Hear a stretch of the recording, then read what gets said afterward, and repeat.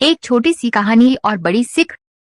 एक बार एक वैज्ञानिक ने एक टिड्डे को पकड़ा और उसे अपनी आवाज पर छलांग लगाना सिखाया। वैज्ञानिक टिड्डे से कहता कूदो, टिड्डा उसकी आवाज सुनते ही जोर से छलांग लगा देता। अब वह वैज्ञानिक था तो प्रयोग करना बनता ही था। उन्होंने टिड्डे की छलांग पर प्रयोग किया।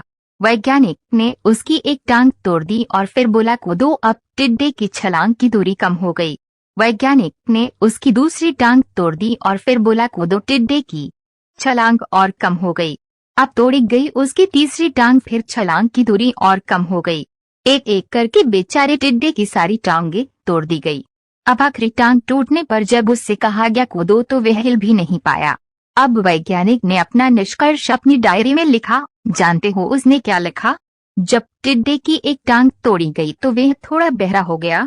जब उसकी दूसरी टांग तोड़ी गई तो वो और बहरा हो गया। हर टांग टूटने के साथ वो और बहरा होता गया और सारी टांग टूटने के बाद वह बिल्कुल बहरा हो गया। अब जोर जोर से चिल्लाने का भी उस पर कोई असर नहीं हुआ। वो तो अपनी जगह से हिला तक नहीं, छलांग लगाना तो दूर की बात थी।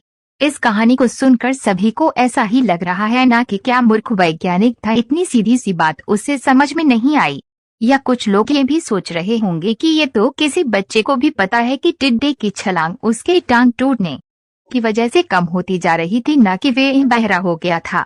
दोस्तों, हम सभी जीवन में कई बार ऐसे ही मूर्ख बन जाते हैं। कई बार जीवन में दो घटनाएं एक साथ ऐसी घटती है कि उनका एक दूसरे से कोई संबंध होता ही नहीं, फिर भी ऐसा लगता है कि गहरा संबंध है।